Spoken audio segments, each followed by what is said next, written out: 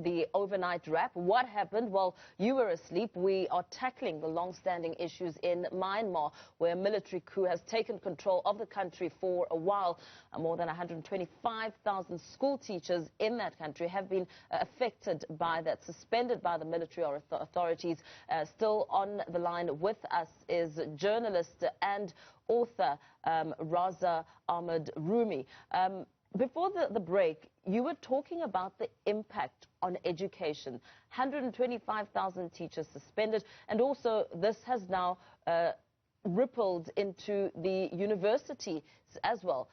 Let's talk a little bit about the impact of the junta. You say that it shows that people in Myanmar are now retaliating. What do we know about the control of the junta?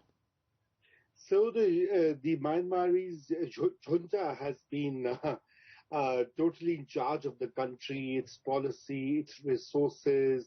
It has a huge political and financial and economic stake in the Myanmar's political and social life.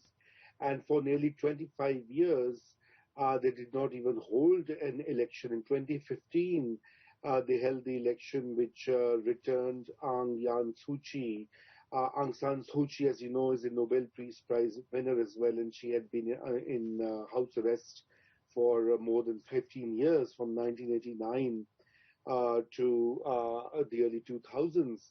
And, her party came into power, which is the NLD, and the term ended and there was a new election. The Myanmar's junta was backing the opposition, but opposition badly lost, and the NLD won by landslide in February, that was. And so the military did not want to transfer power this time, so they took control of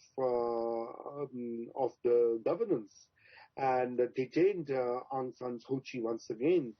And but this time, as I mentioned, the protests were largest since the earlier round of protests in 2007, when thousands of monks, Buddhist monks, rose up against the military regime. But this time, teachers, lawyers, students, bank officers, government workers, a wide array of civil and political society in Myanmar has been resisting this coup.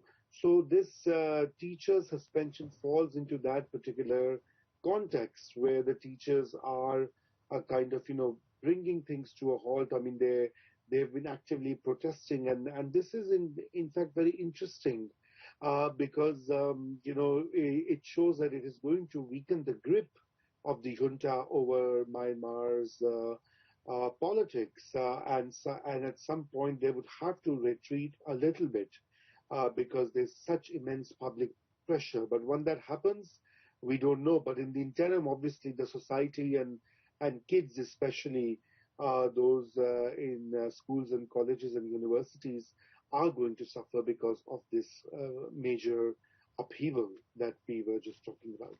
And, Raza, it's not just the children that will be suffering here. On one aspect, we assess the educational impact, but we know that the social aspect has also been affected. Hundreds or perhaps thousands have been displaced. They're seeking refuge in India and other areas. Let's talk about the ripple effect now on how it's now affecting those who are vulnerable that cannot leave the country. Yes, so basically, those who have been leaving the country are the Rohingyas, who are an ethnic minority, mostly Muslim in Burma, and they are somehow not considered as citizens of Myanmar, or not full citizens. There's a lot of ethnic, I don't know how to put it, hostility, majoritarian hostility to this tiny minority. So they were victims of these attacks and massive attacks for many, many years. And in fact, one of the reasons Aung San Suu Kyi was being criticized earlier, in 2015, in 2016, 17, was that she kept silent about it because it's so embedded in the Burmese nationalism. and the military was part of it. You know, it was encouraging these expulsions. So they have gone to India, they've gone to Bangladesh, they've gone to many places. Some of them have even come to the U.S., where I am currently. And this is, has been a major tragic story globally.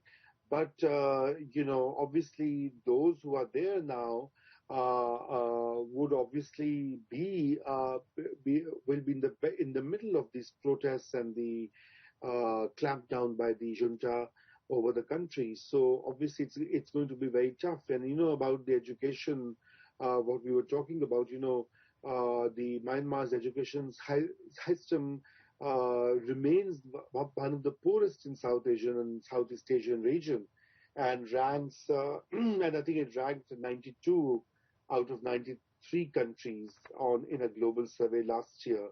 The education spending has been really low, and otherwise, even otherwise, there are instances of poverty and deprivation in the country, and this military coup is not going to help it.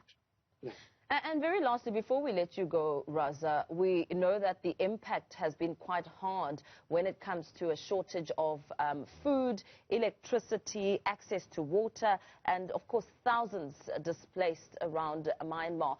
What is the way forward? Because the only intervention that is reported so far is what the French embassy in Myanmar has said, issuing a statement saying that they are blaming the disappropriation, use of force and war weapons against civilians by the military, of course, resulting to the lives that have been lost. What is the way forward?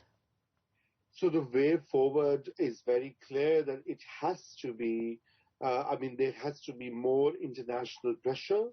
The big powers like the US and the UK and other European countries which trade with Burma need to speak up and need to sanction this regime.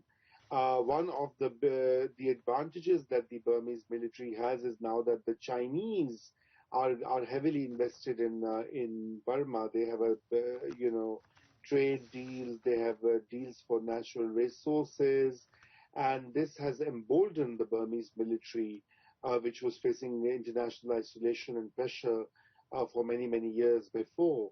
So I guess China also has a part to play here, because as you mentioned about poverty and drinking water and education and all the other basic amenities and public welfare, that's likely to suffer in this period of political instability and return of autocracy.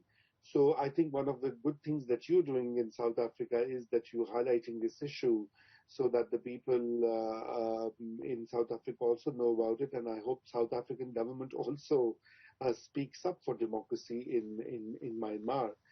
Because this is what we need. We need global solidarity when such things happen, whether these are human rights violations or military coups or these other upheavals which are essentially anti-people and anti-poor. Absolutely. Yeah. Thank you so much for your time and speaking to us, journalist and author Raza Ahmed Rumi.